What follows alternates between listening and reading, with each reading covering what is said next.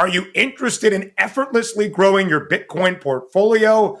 I sure am. The Bitcoin credit card by Gemini earns you Bitcoin back on every purchase. Use it like any credit card. Buy lunch, gas, or your weekly groceries, and you'll earn up to 4% back instantly in Bitcoin or one of over 50 other cryptos straight to your account. All that with no annual fee. And right now, you can grab a $200 Bitcoin welcome bonus. It's the easiest way to start building your Bitcoin stack. Go to Gemini.com/card to learn more. Terms apply. See the link in the description for more information regarding rates and fees.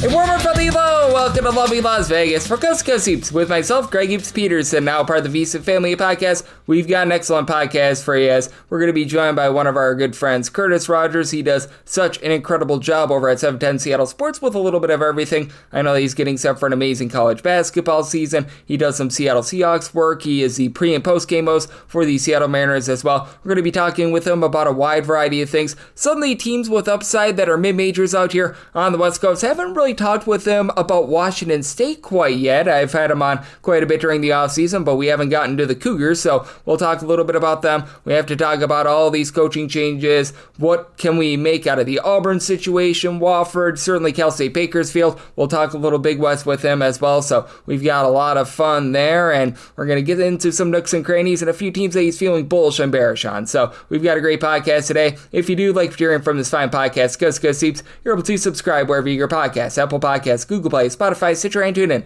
If you have a question, comment, segment idea, what have you for this podcast, you have one of two ways we offer those in. First one is my Twitter/X timeline at gunit_81. Keep in mind, Larsium, name does not matter, so as per usual, please do send these into the timeline. And the other way is find an Apple Podcast review. If you rate this podcast 5 stars, it is very much appreciated. From there, you're able to fire in whatever you'd like to hear on this podcast via that 5-star review. Well, I did not get in any Twitter/X questions today. Everything is powered by EdgeBoost. EdgeBoost is making sure that bettors are able to have access to their funds whenever and wherever. 100% of gambling transactions do get approved with EdgeBoost. You get cashback rewards as you utilize them. And when you go to edgeboost.bet, put in that promo code of Greg, G-R-E-G. That gets you a $1 match on your first deposit up to $25. Now let's chat it up with our good friend Curtis Rogers. We've got a lot to get to with him today, and you're able to follow him on the old Twitter/X at a kid from Kent. That's also his handle on Instagram. And Curtis, always a pleasure, my friend. Thank you. Greg, always happy to hop on with you. And we're getting closer and closer to the start of the season. And I mean, we're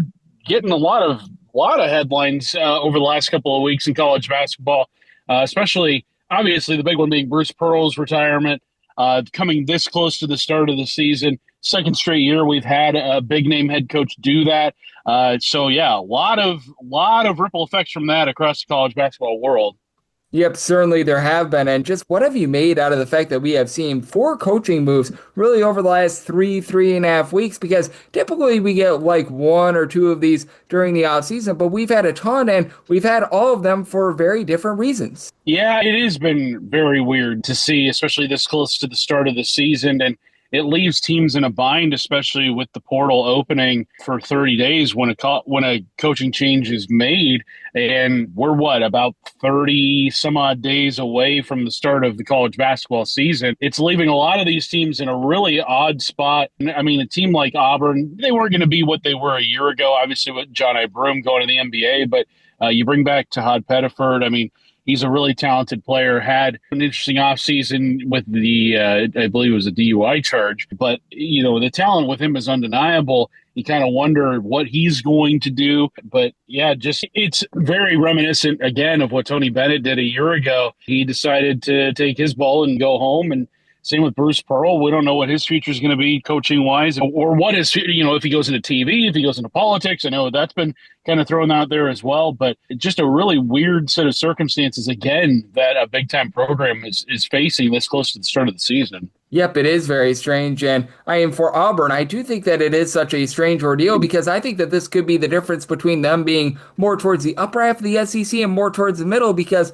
we both know that the margins are so thin out there in the SEC. Having a guy in Stephen Pearl that I'm sure is a great basketball mind. He has been on the Auburn bench for a very, very long time next to his father, but having to slide one seed over, having to make those late game decisions, I do think is very much an impact for an Auburn team that, they made the Final Four last year. They had all that success, and they're not quite the same team that they were a season ago. It is a lot different going from that assistant chair that he has been in his entire career to being the head guy. You know, for every Richard Pitino, there's a Pat Knight. It's like you can have some guys that obviously have earned the job and have done a really good job wherever it is that they've been, and some others that it's kind of like, oh, you're here because of your last name. And the jury's still out, obviously, on what Stephen Pearl can do as a head coach. Auburn is a very nice first job for any head coach in college basketball. Like, most guys have to climb their way to get to a job like that. But you mentioned it. The SEC was the best basketball conference we've maybe ever seen last year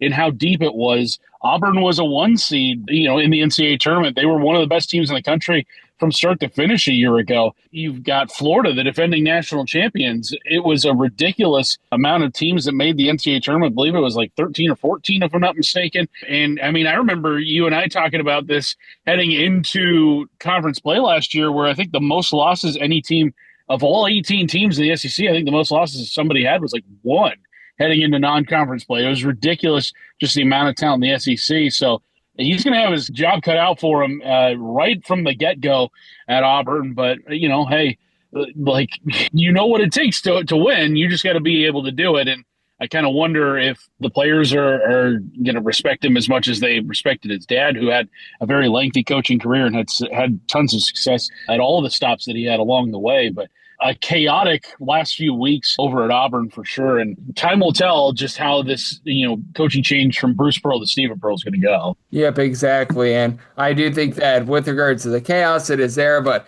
not as bad as some of the other situations, as we do have Curtis Rogers, who does such great work over at 710 Seattle Sports, joining me right here on Coast to Coast Hoops. And out here on the West Coast, what is happening with Cal State Bakersfield? Man, you want to talk about chaos. That's not great, to say the least. When you're getting into an assistant coach being charged with things like trafficking and stuff, yeah, that's not good, to say the least. And Rod Barnes, he stepped down / got fired. And I mean, it's pretty much like a new AD over there as well at Bakersfield. And just how do you take a look at that ordeal? Because I thought with Bakersfield, they were going to be able to climb to the upper half of the Big West. I thought that because you had a lot of coaching changes out there in that conference, and you knew what you were going to be able to get out of Rod Barnes, that was going to be able to help them out. Well, now they go through a coaching change, and now they are in a lot of chaos. Yeah, that is one of the craziest situations going on in college basketball right now that I'm surprised has not gotten more national coverage, simply because of the audacity of the charges. I mean, that is no joke what they are going through. And obviously you hope that justice is what prevails in that situation. That's a situation you cannot plan for as an athletic program,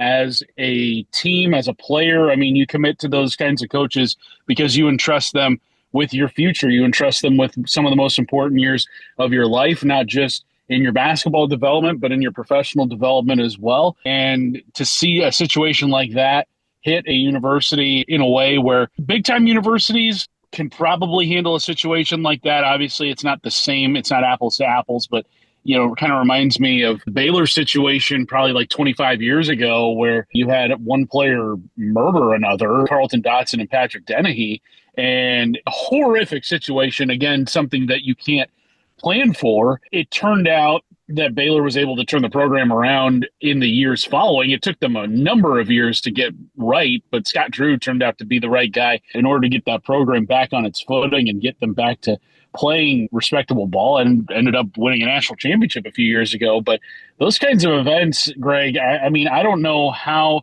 you can plan for them, and it's easier to make those go away at a bigger school just because you're dealing with a lot more money. You're dealing with just better facilities and whatnot. But for a program like Bakersfield, that is going to take a few years to dig out of. And whoever takes over that job in the long term, I hope that they are ready to work hard, because that is going to be something that is really hard to kind of shake. And if I'm a parent of a kid that is good enough to play at that level, I definitely want to make sure that I am handing them over to somebody that I know is going to take care of them and make sure that everything is on the up and up. But it's just a really brutal situation going on there. You hope for justice and all, and obviously the victims and all that. You don't want anything bad beyond what has already happened happen to them, and hopefully everything turns out all right in the end, because that's just a horrific situation. Yeah, that's just not what you want to see, to say the least, whether that be in college basketball or in life in general. My gosh, that is just absolutely chaotic, to say the least. And it does lead to a very interesting question as to where we take a look at the Big West right now, because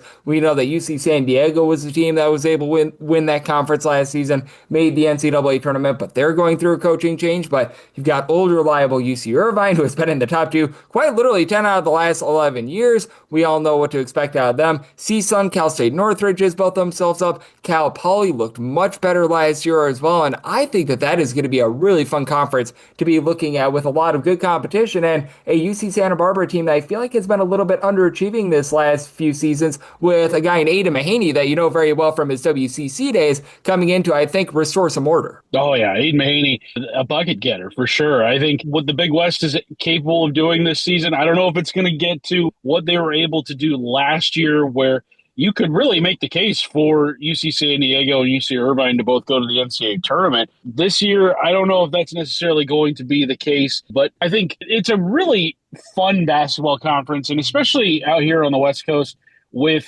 players that maybe in the past were good enough to go to the WCC and go to the Pac-12 and whatnot. With those conferences kind of in flux right now, you're trying to look for more landing spots for guys that maybe were good enough to play high-level D1 ball, but just, due to roster crunches and guys staying an extra year, the COVID year, just didn't leave a lot of scholarships available. Don't sleep on the Big West. And as we learned last year, don't sleep on UC San Diego, because of how good they were and how they pushed Michigan to the absolute brink in that first-round matchup. In the NCAA tournament, the Tritons, they're a young program. I think they are a team, even with the coaching change, can still make some noise. But like you said, the Anteaters, they're consistently among the best in the Big West. Hey, go Anteaters, go, as I always say. Zot.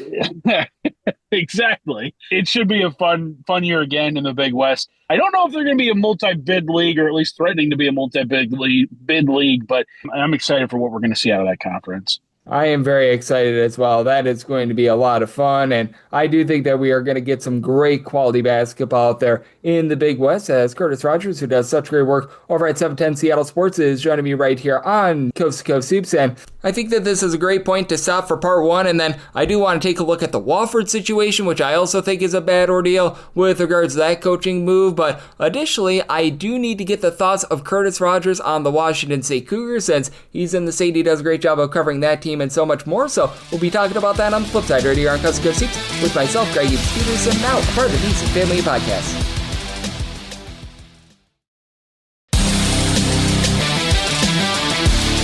And we're back here in lovely Las Vegas for Coast to Coast Hoops with myself, Greg Peterson, now part of the VSiN Family Podcast. Great to be rejoined by Curtis Rogers. He does such excellent work over at 710 Seattle Sports. You're able to catch him with regards to Seattle Seahawks work, the Seattle Mariners pre- and post-game hosting, and obviously he does a great job with college basketball. And we just left off talking about the Cal State Bakersfield situation, what's been so wrong with that, but also another interesting ordeal. And this one I also think is pretty toxic, everything that's happening with Wofford. There are some players that are just not wanting to play this season because they saw their coach in Dwight Perry leave. They bring in Coach Geltner, who was an assistant over at Virginia Tech, and we talk about the chaos and the strange situations. The Wofford one really is strange, and it appears as though the guys have bought into this point, as I haven't really seen anyone enter into the transfer portal, but yeah, that's one that I think is a very interesting ordeal as well.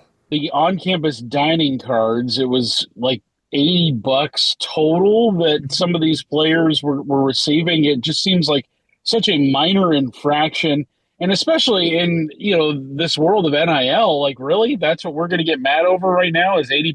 It is very bizarre to see a situation like that take place in 2025 in any college athletics. And I get that Wofford is not a D1 power so much, but, we see them every now and then make a run to the NCAA tournament. That one, to me, is just kind of NCAA overreach in my estimation, just because, look, they've got bigger fish to fry, and I think the NCAA kind of does this to remind people, like, hey, we still exist. Hey, we are still ruling across, college athletics, even though we don't really have a say in anything other than kind of how postseason formats are made, especially with the NCAA tournament being the most lucrative event in college athletics. But yeah, that one is just so ridiculous to me, Greg. The fact that the NCAA is going to come, wielding their sledgehammer at Little Wofford, the Terriers, the fact that they are just like, this is where we lay down the law. With all that has gone on in college basketball, I mean, you've got, potential point shaving scandals. You've got guys doing all sorts of weird stuff across college basketball. This is where you draw the line. I'm having a hard time making it make sense, Greg, because it just seems to me like there are way more bigger issues right now than monitoring some kids' dining cards at little old Wofford University. Yeah, I'm right there with you as well. And I could see that being a situation in which gets very, very ugly as well. And with that Wofford team, I thought that they were going to be rock solid out there in the SoCon. I personally think that Furman is head and shoulders the top team in that conference, but I thought that there was going to be a solid, shall we say, road for Wofford to be like a top 3, top 4 team. Not so much anymore. And when you do take a look at the mid-majors, are there a few that are popping off on your radar that you're either feeling bullish/bearish on? Because we did talk a little bit about the Big West. Certainly that's a conference that we both very much know and love. But when you take a look at some of these little guys, are there a few teams that are popping out that you think can really have themselves a big year? Yeah, out here on the West Coast, I think obviously, within the WCC, there is going to be a lot of teams outside of just Gonzaga and St. Mary's that could potentially make some noise. Obviously, with San Francisco being as good as they have been and really just, the kind of coaching talent that they've produced over the last few years or so, Kyle Smith, Todd Golden, it just feels like they are really becoming almost that third team. And with Gonzaga headed to the Pac-12 next year, I wonder if that's going to maybe open the door for San Francisco to continue. I know that Seattle U is a team that I think a lot is expected of this season. Even in their first year in the WCC, they return a lot. Chris Victor is a really good head coach. I don't know if it's going to translate into an NCAA tournament appearance, but I could see Seattle U definitely having a pretty good year in their first year in the WCC. So, yeah, I think there is some pretty good options. Maybe not necessarily the ones that you're looking at as solid locks in the NCAA tournament right now, but definitely a couple of teams to keep an eye on as we get closer and closer to the start of the season. I look at those two teams out here on the West Coast as ones that could potentially, they could be knocking on the door of the NCAA tournament in some way, shape, or form. But I really like what I've seen out of the Dons as of late, and then also the Red Hawks continuing to build. And I think they've got the right pieces in place to make some noise this year. Whether that noise results in postseason play or not remains to be seen. But I think they're going to have a nice little introduction to bigger time college basketball than just the WAC. No disrespect to the WAC. As we know, we love the WAC. Things are a much different beast in the WCC. Yep, no question about it. And with regards to WCC, as we know, this team is now a part of it as well, and that would be Washington State for this season. They're going to be heading on over to the Pac-12 next year, and I haven't asked you too much about them. I've asked you about Gonzaga, I've asked you about Washington. What is your outlook for a Washington State team that things look so promising for them last year, but they lose Cedric Coward due to injury? They really just had a second half of the season that was rough, but we both know that Mr. David Riley is a rock-solid coach, and I think that they're an interesting team to look at for this year, too. They definitely are, and they're a team that, despite the, troubles that it takes to recruit to the Palouse, they have been able to find some really interesting pieces over the last couple of years, whether it be with Kyle Smith and his coaching staff, or with David Riley, his first year. The biggest success story of them all being Cedric Coward, who was an Eastern Washington transfer, then makes it to Wazoo, only plays in a handful of games for the Cougs last year, but ends up getting picked, I believe, in the lottery in the NBA draft. I believe it was the Memphis Grizzlies who ended up with him. He teams up with former Coug Jalen Wells now in Memphis, and also former Gonzaga forward Brandon Clark. So a lot of Eastern Washington love for the Memphis Grizzlies right now. But this Cougs team, Greg, a lot of international flair on it. I'm looking at the roster right now. You got guys from the Netherlands, Finland, Canada, Finland, Iceland, everywhere you look, Spain, Latvia, Ireland. This is a roster that I think Tommy Lloyd would be jealous of in terms of the international flavor. And look, when you are Washington State, when you're in a very remote program like that, you're going to need to search high and far for talent to come in and to play well. And look, in the age of NIL, international players are eligible all over the place. Like, you can have guys with professional experience overseas come over now and play in the college ranks I think Washington State, maybe the unknown of all these guys is something that can help them out over the course of this next season. But I'm not going to question David Riley, who has had a pretty good run over in the 509 area code over the last few years, whether it be in Eastern Washington or at Washington State. I think the Cougs can definitely put together a winning season for sure. I think David Riley is a heck of a head coach, and I think good things are in store for him in that program moving forward, especially when they get on much more even footing next year as they're able to kind of plant their flag back in the new Pac-12. Yep, I'm right there with you. And I do think that with Washington State, they're going to be a lot of fun to watch this season. We've got a lot of great basketball that's going to be played out here on the West Coast. And Curtis, I know you're doing an amazing job of juggling a little bit of everything as you've got Seattle Seahawks football to be taking a look at. You're getting set for what is going to be an amazing college basketball season. I know you're also doing the pre and post game hosting for the Seattle Mariners as they start their postseason march as well. So let the good people at home know it's all on tap for you and how people are able to follow along on social media and other platforms. Yeah, everything's converging up here in the Pacific Northwest. Baseball, basketball, football, hockey, wherever you look, there's something going on up here. And SeattleSports.com is the place where you want to go. Seattle Sports YouTube page. Also follow on Twitter and Instagram at A Kid From Kent. Greg, always happy to talk some college basketball with you no matter the time of year. We're getting closer and closer to the start of the season. Can't wait to talk some actual games with you real soon. It's going to be a lot of fun. Absolutely. And I know that Curtis, he is hard at work taking a look at all that we're going to be getting this college basketball season. And every single time he joins me, he lends such great insight. So big thanks, Curtis, for joining me on Coast to Coast Hoops, now part of the VSiN Family Podcast. And if you do like hearing from this fine podcast, Coast to Coast Hoops, you're able to subscribe wherever you get podcasts, Apple Podcasts, Google Play, Spotify, Stitcher, and TuneIn. If you have a question, comment, segment idea, what have you for this podcast, you have one of two ways we offer those in. First one is my Twitter/X timeline at gunit_81. Keep in mind, letters EM, they mean does not matter, so as per usual, please do send these into the timeline. And the other way is find an Apple Podcast review. If you rate this podcast 5 stars, it is very much appreciated. From there, you're able to fire in whatever you'd like to hear on this podcast via that 5-star review. I'm with you guys every single day on this podcast, regular season and off season. We've got 3 conference previews remaining, the Big Ten, the Big East, and then we've also got the SEC, so be on the lookout for those in the next few weeks, and I'll catch you guys once again tomorrow. Thank you.